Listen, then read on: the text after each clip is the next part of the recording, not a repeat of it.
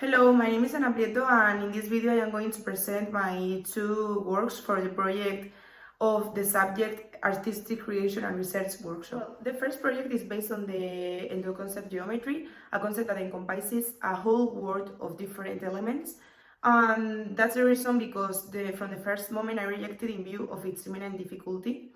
However, I returned into it again when I realized that in reality everything around us is geometrical. I realized it also that nature share exactly the same structures and patterns. This idea has its beginning in the memories of my trip to Barcelona, since it was a very inspiring city for me, and I remember when I was in Park Güell, Sagrada Familia, Casa Batlló, and how its author, Gaudí, was inspired for the creation of his architectural work fundamentally in the forms of nature. So I began to investigate more deeply about the meaning of geometry, and I realized that this word effectively means the study of the forms of the earth. Then I began to investigate more, and effectively, nature is conformed by geometrical forms. Here comes another essential moment in this project, as this is when I realized that human beings also are part of this natural world. So here I establish a relationship because in human beings also there must be geometrical forms. The problem lies in how to transmit such concrete ideas through a physical medium. In my case, from the very first moment, I wanted to create a collage, but due to the circumstances that we are living, I had to change my mind and I decided to do a digital collage with Photoshop. My main inspiration in this work have been the creators of digital collage, Jose Valorza from Mira Ruido, what is his artistic name, and Julian Pacot. And I have tried to follow the movement, the artistic movement of surrealism, being my principal artist, René Magritte and Salvador Dalí. The challenge was of great dimensions since I had never used Photoshop. In fact, the first collages were completely different from what I was looking for, and there was when it came the first frustration moment. But finally, with fewer elements, I achieved greater results. I constructed an harmony between the different elements and the aesthetics that I was following. And well, the final result is this. This is the first one, and I used the similarity between the shape of a shell and our own ears. This shape, the spiral, constantly occurs in nature, is constituted by a logarithmic formula that grows exponentially, and this happens because this shape packs, which allows to occupy the little space. This natural phenomenon can be explained by the Durares spiral, which derives from the Fibonacci succession, that is a succession of natural numbers infinitely. Well, secondly, I found the similarity between the circular shape of planets and our own eyes, in this case the iris. This constitutes the most found form in the universe. The sphere is the living forms is given by condition of isotropy, what means that is the logical consequence when there is a space. This has its origin in the natural selection, since the spherical form constitutes the form that greater survival gives to a body. Thirdly, fractal forms, infinite geometric entities, forms that colonize space, filling it efficiently and encompassing a large number of points of interchange.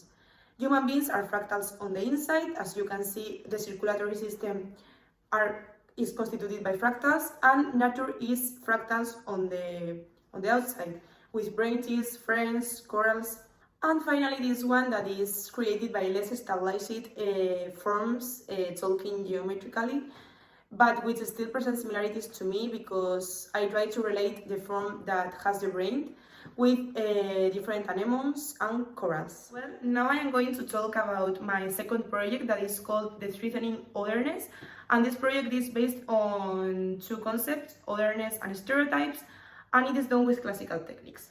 At first, I only investigated about otherness, but when I was advancing with my searching, I verified that there was a relationship between otherness and stereotypes. And this relationship is fundamentally based on the fact that these characteristics that differentiate us from the others are the ones that help us to build our own self and to perceive the other.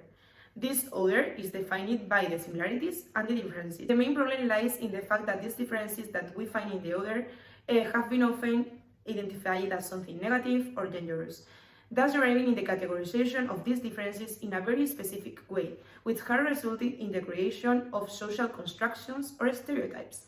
Throughout the course of history, the differences that define us, gender, color, nationality, or religion, have originated the classification and stereotyping of the different communities, being translated in an enemy, a stranger. These stereotypes have resulted in prejudices and this one in discrimination. These constructions have shaped different communities into a threat, the threatening otherness. They have constructed discourses of hate which have been elevated and shaped, categorizing certain communities into a single idea, what has finally derived in the persecution and death of millions of people throughout history.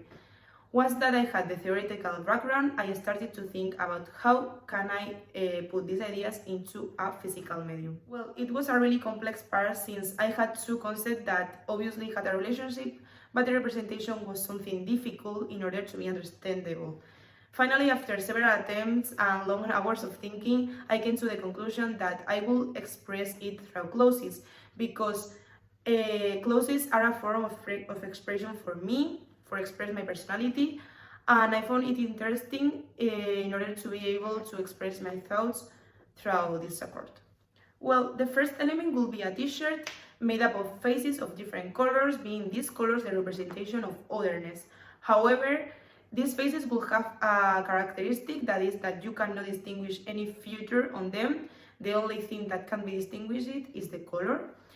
But all of the faces are similar, to claim that we are all human beings and just persons, and that it does not make sense to attribute certain stereotypes to the colors that we present. And furthermore, to adequately represent otherness, I have mixed the colors and created others. And with these colors, I have painted the faces. It's like a metaphor that we are created by different colors, by different people, and that's it. And this is the second part of the work, the trousers, where I have tried to represent those fibs that have taken place throughout the history due to this categorization in part. To do this, I have represented through phrases and different messages certain events that certain groups have suffered because of their colors, alluding to the t-shirt, and which have ended up with the restriction of basic freedoms and even with the death of thousands of people. The process consisted basically on, firstly, I drew some sketches about how I wanted to create the faces and colors, as well as the elements in the pants, because it had to have a coherence. And secondly, I transferred these sketches to the fabric, which was a little bit challenging, but also really interesting to do. My main influences in this work have been mainly Picasso for the faces, for the configuration of the faces, and also the multifaceted contemporary artist Miranda Makarov. And the final result was this.